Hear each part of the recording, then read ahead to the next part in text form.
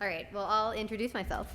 I'm Sarah Russell-Smith. I'm excited to share a bit more about Amber with you. If you haven't heard about Amber, we are a disruptive electricity retailer and a tech company. I'm going to lower these because I'm very short. Basically, our mission is to shift Australia to 100% renewables.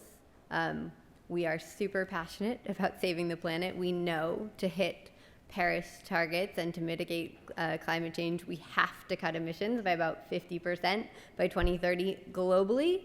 And it's a huge challenge, but also a huge opportunity, of which energy transition is a major component. And we believe that the fastest and cheapest way to transition Australia to 100% renewables is to automate the coming wave of household batteries and electric vehicles. So that's why we created Amber. And I'm excited to share more about that with you today. Thank you for getting my slides up. So shifting Australia to 100% renewable energy will require gigawatts of flexible demand and battery storage. So the good news is, so AEMO says 80 gigawatts of wind and solar are expected by 2030. That's awesome news. But we can't control when the sun is shining or when the wind is blowing. These are intermittent, not dispatchable, so we need to have a whole bunch of storage to manage that. About 20 gigawatts. The good news is household batteries and EV charging can actually provide that capacity. So we're expecting to see millions of home batteries and EVs in the coming years, so the same time scale by 2030, about 5 million. Somehow I lost the legend, so the dark blue on the bottom is home batteries and the light blue is EVs. So EVs will actually end up overtaking home batteries. And then the black line is what that represents in terms of gigawatts of storage capacity. So what we need to manage the intermittent renewables. And the good news is that gets up to almost 30 gigawatts, so 50% more than what AEMO says we need. So that's great news. We're gonna have that in our homes. People are already expecting to buy those, so no marginal cost. And actually automating these devices, these batteries and EVs, can save customers or consumers lots of money. So some analysis we did showed about $1,000 for automating a home battery, so a traditional, say, 10 to 15 kilowatt hour capacity battery, and up to $1,500 for an electric vehicle, so that's vehicle to grid. And as you aggregate these devices, you can actually use them in aggregate to displace gas peaker plants. And then we actually looked at, okay, in fact, for optimizing solar and batteries based on wholesale prices for the last year, customers, depending on the state, could have saved between $2,000 and $3,000 over the last year. So basically, the green on the top is from automation. So those are the numbers I showed on the last slide for batteries. And then the sort of gray beneath it is just from having your own solar and batteries, so you're no longer consuming fossil fuels from the grid. So that's great news. Seems like win-win, right? The energy system wins and consumers win. But the problem is that this requires a model that works for millions of customers based on their unique constraints, lifestyles, preferences, etc. And we don't yet have that. So despite the value, most devices aren't automated. Of the batteries, the household batteries in Australia today, only about 15% are part of virtual power plants. So virtual power plants are basically when your battery is automated. This is because these traditional VPPs take control away from consumers. So basically they aggregate hundreds, if not thousands, of batteries together as one and then pass a small amount of value back to the customer. But customers don't actually want to give up this control. They're spending thousands of dollars on these cars or batteries, etc. And so Amber has a bit of a different model. Basically, we let customers maintain control. So all of the optimization is done for them specifically for each individual home. And we do it based on wholesale prices, which vary every 5 minutes. And so basically we align customer incentives with the incentives that are good for the grid. So let me try and explain that in a bit more detail because it's kind of complex. Okay, so we give them what they want, and that's control and automation and the actual value from their battery and or electric vehicle and other smart devices. So in terms of control and automation, the automation, as I said, is for each individual home.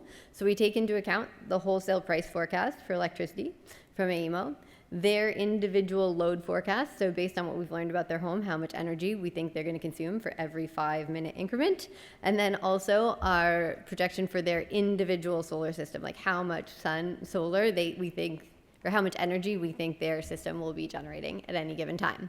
And then we optimize based on that, updated every 5 minutes. We also let them keep control, so they can opt in or out of automations at any time they want. We also have buttons in the app that are like discharge now and charge now if they want to do that themselves. Truthfully, like the analysis we've done on that, they usually don't do better than the automated optimization. They usually lose money, but they can do it and they're psyched about it.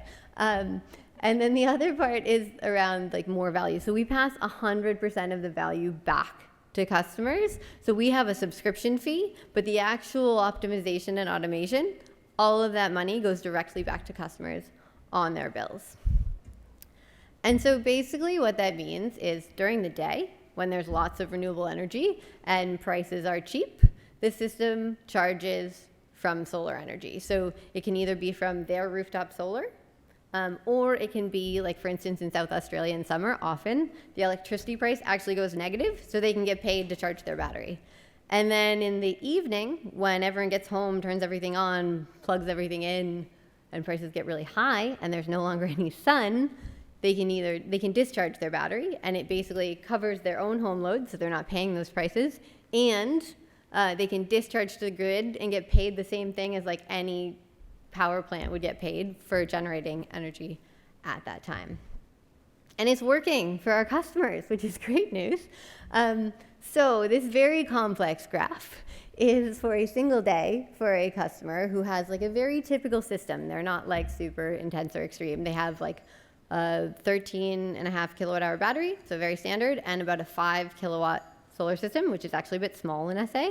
And so this shows the most important part is the purple line on the bottom part of the graph, which shows that their bill goes from 0 to -30 for that day. So they made $30, and it's basically from those like yellow shaded bits, which is where our automation kicked in to control and either charge or discharge the battery. So in the point where the price gets really high, which is sort of 3/4 to the right, the automation takes over, discharges the battery, and that's when they make a whole bunch of money in that moment. And some customers are actually like making a lot of money. So these are just cool examples. The customers with these systems actually have like slight non-traditional systems like multiple batteries, etc. But it's just really cool to see. So we had last Thursday the best single day of any customer's performance, where in a single day he made $329. And then another one is another happy customer just posting like, hey, look, over the last month, I've saved about $430. So it's really cool to see that this is working. And actually, it's going to be even better with electric vehicles, right? The capacity of an EV battery is about 5 times that of a home battery, which means even if we only access a small part of it for vehicle to grid, it's a huge opportunity. And we saw that there are going to be more EVs than home batteries in the very near future. So I keep telling you, but our customers say it too, so I just wanted to show you that. Basically, we are getting great feedback from customers, and some of it's really helpful, like suggestions on the automation, different features they'd like to see, etc. And so we really do believe that this is the fastest and cheapest way for Australia to reach 100% renewables. So we are trying to scale to push that transition. So there are a couple of things that we are looking for. One is we're planning to do a Series C this year. So if you're interested, get in touch. And the other is we really think we have the best product in market at the moment for battery optimization. And so we're really looking to make more connections with battery installers, et cetera. So if you have any suggestions there, I'd really love to hear them. Thank you so much. And I look forward to answering any questions.